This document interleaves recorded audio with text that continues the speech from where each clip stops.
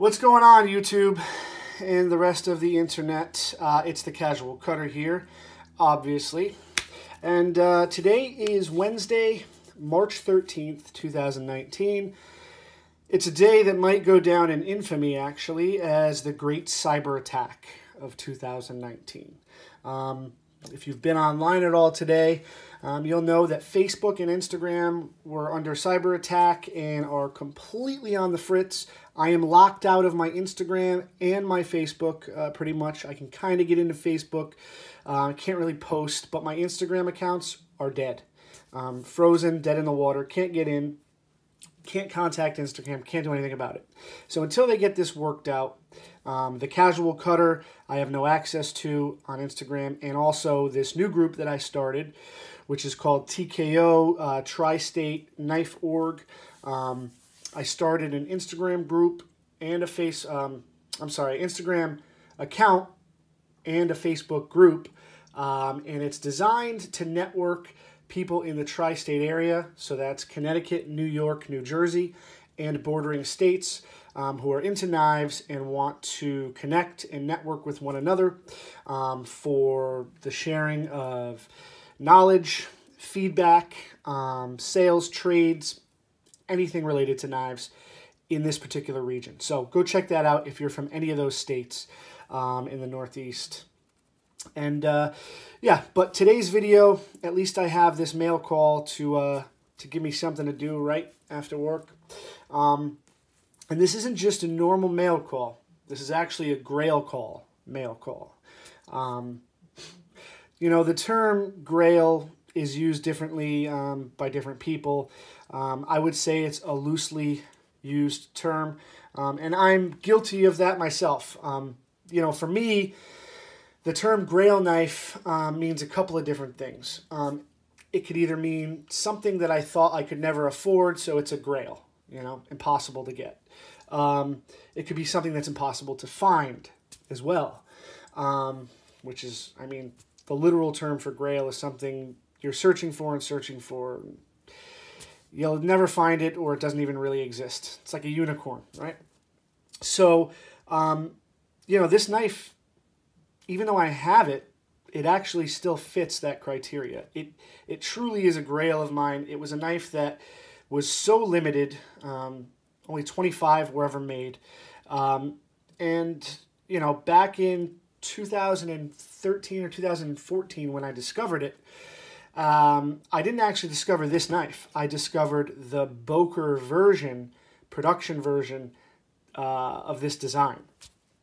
So if you know me and you follow me on Instagram, Facebook, whatever, you'll know that I'm a huge Vox fan, right? This is actually a Vox Custom F9, which I acquired recently.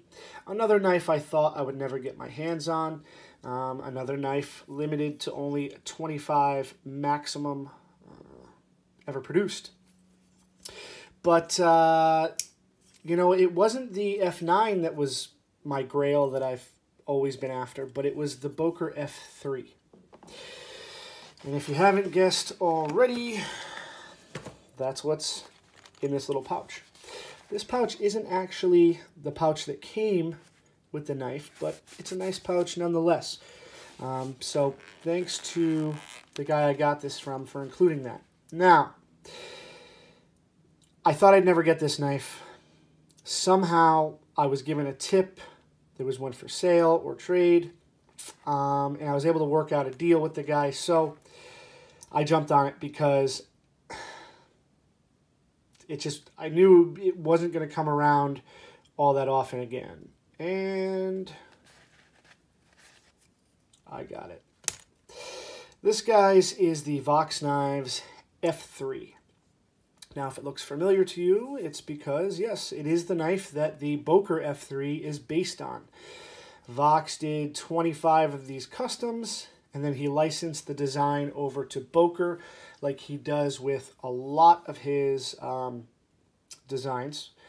But this is the original, and this is the Vox F3. Titanium frame lock.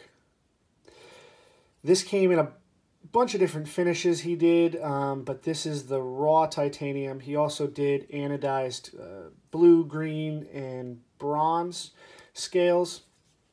And this has the blue clip and backspacer, but he did clips and backspacers also in blue, bronze, and green for some of the other customs.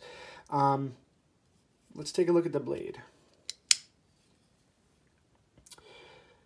So the F3 has that American Bowie-esque blade shape, that aggressive drop point kind of cut right off.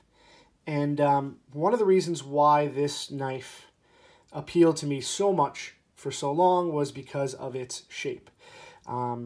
Just the overall lines of this knife, as soon as I saw it, it struck a chord with me. And if you're into knives, I'm sure you've seen designs that just get you. As soon as you see them, it kind of wakes something up inside of you, and you know, you got to have it.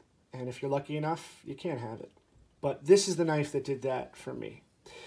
So this video isn't really going to be too much about this knife, but just to show you guys that it came in. And I guess while we're here, I'll tell you a little bit about it. I'll keep this video short and sweet. So again, titanium frame lock. Blade steel on this guy is RWL 34, a popular European steel. The Grimsmo Norseman is also in that blade steel. But it's got this really fine, I got fingerprints all over it. It's got this really fine bead blast finish, which is very similar to the F9 finish as well, which is unique. You don't see a lot of knives like this, and I like it. I like it a lot, actually. It really, I think it helps you focus on the lines and the shape of the blade aesthetically, because you're not getting a ton of glare.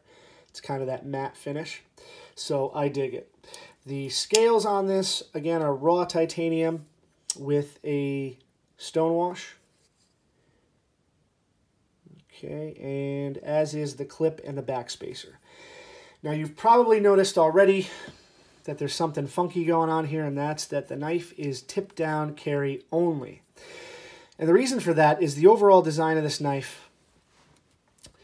There's a lanyard tube down here, a lanyard hole, and there's really no place to put the clip. You'd have to put it like over here where it is on the Boker, and then it would ride super high, and it would just be funky. It would cover up this beautiful external lock bar milling, which is kind of a Vox trademark.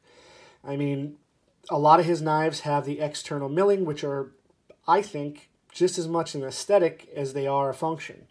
So to have a clip cover that up would kind of be an injustice.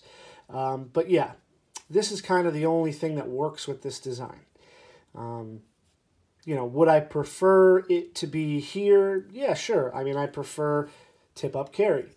But in this case, I will make an exception because it's just the way it is. Action on this thing is buttery. It can be spidey flicked. It can be slow rolled. It can be flicked open. My finger got stuck. Flicked open. But yeah, super smooth action. I'll just get past the detent ball. And it's just solid. It feels like a tank. It is a tank. Blade stock on this is like 5+ millimeters thick, which is beastly. And yeah, I mean, it's just an awesome, awesome heavy-duty type folder. And it's my Grail, and I was lucky enough to get it. So, there you go, guys. The Vox F3 Grail-Call mail call. Expect to see a lot more of this knife. I would like to do a direct comparison, if you guys are into it, between this and the Boker F3 full-size, to show you guys how they compare. I did a similar video between the F9 and the Fox Suru, which is the production knife that's based on the F9 design. So, you know, what Vox does is he does a maximum run of 25 customs, and then he licenses the design off to a production company and moves on to the next one to keep it fresh. And, you know, there's nothing wrong with that. So I actually have a Boker F3, but it's modified to the point where I don't think it would be a fair comparison between that and the original F3. So if any of you are out there watching this and you have a factory stock Boker full-size F3, and you wouldn't mind sending it over for review, shout out in the comments and let me know, and we can talk and work something out.